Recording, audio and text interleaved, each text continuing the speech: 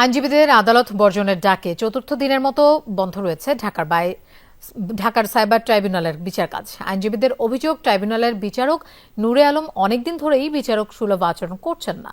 ঘটনার তদন্ত করে দায়ীদের বিরুদ্ধে মামলা ও দায়ী আইনজীবীদের সনদ বাতিল চেয়েছে বিচারকদের সংগঠন জুডিশিয়াল সার্ভিস অ্যাসোসিয়েশন। ঢাকার সাইবার ট্রাইব্যুনালের এজলাস কক্ষ বিচারক মোহাম্মদ নূরে আলমকে প্রত্যাহারের দাবিতে গত রোববার থেকে আন্দোলন করছেন আইনজীবীরা। এক পর্যায়ে আদালত বর্জনের সিদ্ধান্ত নেয় ঢাকা আইনজীবী সমিতি। এতে বন্ধ হয়ে যায় ট্রাইব্যুনালের বিচার কাজ। এজলাস কক্ষে বিচারক ও আইনজীবীদের বাদানুবাদের সিসি ক্যামেরার ফুটেজ গণমাধ্যমে প্রচার হওয়াকে নেতিবাচক হিসেবে দেখছেন ঢাকা আইনজীবী সমিতি।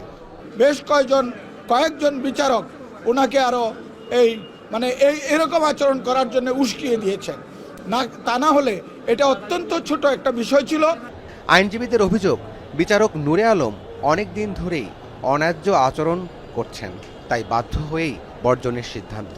ইথিক্সের বাইরে উনি আইনজীবীদের ইনসার্টমূলক কথাবার্তা বলছেন, যার জন্য আমরা আইনজীবী সমাজ ওনার যে কোর্টটা বর্জন করছি যতক্ষণ না পর্যন্ত ওনাকে এই কোর্ট থেকে অপসারণ করা হয়। পদত্যাগ করা উচিত, না হলে ওনাকে সরকারকে ওনার বিষয়ে হার্ডলাইনে যাওয়া দরকার এবং ওনাকে দ্রুত এখান থেকে অপসারণ করে বিচার কার্য স্বাভাবিক করার জন্য আমি সরকারের কাছে বিনীত নিবেদন।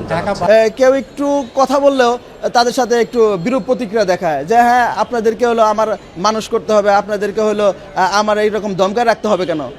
আদালত সূত্রে জানা যায়, বিবাদ এড়াতে ছুটিতে গেছেন বিচারক নূরে আলম। মুঠোফোনে যোগাযোগ করা হলে কোনো মন্তব্য করতে রাজি হননি তিনি। আমার বক্তব্য দেওয়ার সুযোগ নাই, আমার স্টাফ আছে ওখানে, আমার পেশকার, আমার এই আন্দোলনটা যৌক্তিক কিনা, এই বর্জনটা যৌক্তিক কিনা, আপনার কাছে কি মনে হয়? আমি এই বিষয়ে কিছুই বলবো না। ট্রাইব্যুনালের কার্যক্রম বন্ধ থাকায় বিপাকে পড়েছেন বিচার প্রার্থীরা। দ্রুত সংকট নিরসনের দাবি জানান তারা। রাব্বি সিদ্দিকী, যমুনা নিউজ, ঢাকা।